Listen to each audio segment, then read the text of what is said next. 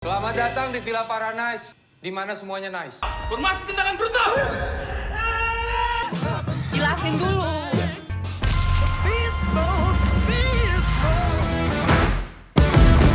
Assalamualaikum, selamat pagi, siang, dan malam, tergantung kapan kalian nonton video ini. Balik lagi bersama saya Andrew di channel Hati-Hati di YouTube. Bagaimana kabarnya? Semoga tetap dalam keadaan sehat selalu, biar libur akhir tahun barunya tak terganggu. Para penikmat film Indonesia tengah manggut-manggut berbangga hati dengan hadirnya The Big Four yang mengguncang jagat Netflix. Berdasarkan data terbaru, film karya sutradara Timo Tjahjanto ini menduduki peringkat kedua film tidak berbahasa Inggris yang paling banyak ditonton di Netflix. Di atasnya ada film dokumenter The Volcano Rescue from Whakaari yang disutradari oleh Rory Kennedy. Bagi kalian yang sudah mengenal Timo Tjahjanto, sudah kebayangkan film seperti apa yang dia kerjakan. Pasti tidak jauh-jauh dari film horor, thriller, dan action yang berdarah-darah. Kalian pasti masih ingat sama film Rumah Darah, Headshot, Sebelum Iblis Menjemput, dan The Night Comes for Us. Film-film tersebut adalah beberapa karya Timo, baik saat bersama Kim Istanbul di The Mo Brothers atau saat menggarap karya solonya. Kali ini sepertinya Timo mencoba keluar dari zona nyamannya dengan membuat karya yang di luar kebiasaannya. Menjelang libur akhir tahun, Timo bersama Netflix merilis film yang bergenre action komedi dengan judul The Big Four. Supaya makin mantap dan yakin buat nonton film ini, berikut 4 fakta menarik film The Big Four.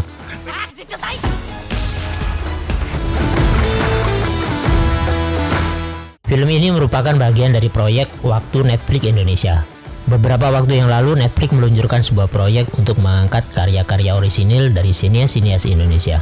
Dalam proyek ini, Timo nggak sendirian. Netflix juga menggandeng sutradara-sutradara lain seperti Joko Anwar, Angga Dwi Mas Sasongko, Raditya Dika, sampai Kamila Andini. Nanti kapan-kapan kita bahas khusus tentang deretan film dan serial luar biasa yang hadir di Waktu Netflix Indonesia.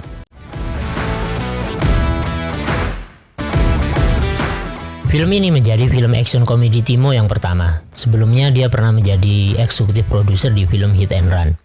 Meski film ini bergenre action komedi, tapi film ini benar-benar dibuat dengan tidak guyon sama sekali. Mungkin karena film ini akan tayang di 190 negara, jadi penggarapan filmnya benar-benar tidak main-main.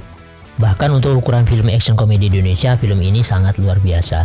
Timo berhasil membuat action komedinya menjadi satu kesatuan yang tak terpisahkan, sehingga para penonton tetap bisa menikmati adegan yang brutal tanpa membuat mereka lupa kalau mereka sedang nonton film action komedi. Tak berlebihan rasanya kalau banyak yang bilang film yang proses syutingnya dimulai pada 21 November 2021 sampai 14 Februari 2022 ini menjadi film lokal dengan cita rasa Hollywood.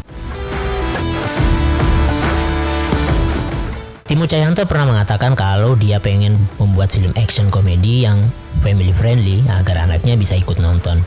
Tapi bukan Timo namanya kalau filmnya enggak berdarah-darah dan sadis. Dari trailernya saja kita sudah bisa melihat banyak darah dan potongan tubuh yang terlempar kemana-mana. Tapi karena sinematografinya yang keren, setiap adegan dijamin bakal memuaskan para penonton. Karena film ini adalah film action, tentu fisik para pemain harus sangat prima. Makanya nggak heran kalau para pemain ada semacam training fisik selama 3 bulan di Jakarta. Apalagi bagi Putri Marino, Lutesa, dan Christo Immanuel, ini adalah film action pertama mereka. Kalau Abimana sih nggak perlu ditanya lagi. Dia udah pernah jadi Alex di Serigala Terakhir dan jadi Sancaka di Gundala. Belum lagi film-film actionnya yang lain. Meski banyak adegan brutal di sana-sini, film ini sebenarnya menyelipkan tema keluarga. Pada film Timo yang lain seperti Sebelum Iblis Menjemput juga bertema tentang keluarga, dan The Night Comes for Us juga bicara tentang persaudaraan yang renggang. Cuma di film ini Timo pengen yang happy ending, bukan cerita tentang keluarga yang akhirnya berantakan. The Big Four ini menceritakan keluarga yang unik, yang terdiri dari Pak Petrus sebagai ayah dan seorang anak bernama Dina yang sudah menjadi detektif.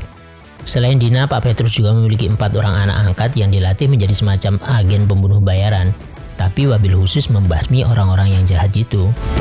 Nah, Dina ini baru bertemu keempat saudara angkatnya ini setelah 3 tahun ayahnya dibunuh oleh pembunuh yang masih misterius. Akhirnya mereka bisa bertemu dalam satu reuni 4+1. 4 penjahat kelas kakap dan 1 detektif yang workaholic. Seorang pria parubaya terbunuh. Itulah keempat fakta tentang film The Big Four. Bagi saya pribadi, selain dari plotnya yang biasa saja bahkan cenderung miss di beberapa tempat karena durasinya yang terlalu boros untuk film action komedi, film ini sangat fun dan menghibur sekali. bisa jadi alternatif nonton film di tengah gempuran film drama dan horor. Saya sendiri rela nonton beberapa kali hanya untuk mengulang adegan-adegan favorit saya. Seperti saat Lutesa ditampar oleh perutnya Ari Geriting, atau saat pertarungan terakhir Abimana atau si Topan bersama Suranto. Lo panggil gua apa barusan? Pisau-pisau kecilnya. Antonio Sandoval, Cok. Ups, sorry, Antonio Sandoval, si pangeran 1001 pisau kalajengking Asia Tenggara maksud saya. Di ending ada kehadiran Marsha Timothy sebagai Zero Juleha, atau sebut saja nama panggilannya Lady Zero, yang mengingatkan saya pada film Kill Bill. Apakah bakal ada sequel lanjutan untuk mencari kepingan-kepingan misteri yang belum terpecahkan? Ya, kita tunggu saja. Well, kita sudah sampai di penghujung video. Kalau ada kritik dan saran, boleh tulis di kolom komentar. Atau mungkin kalau ada rekomendasi film yang harus saya bahas, boleh juga tulis di kolom komentar. Jangan lupa jaga kesehatan dan assalamualaikum warahmatullahi wabarakatuh.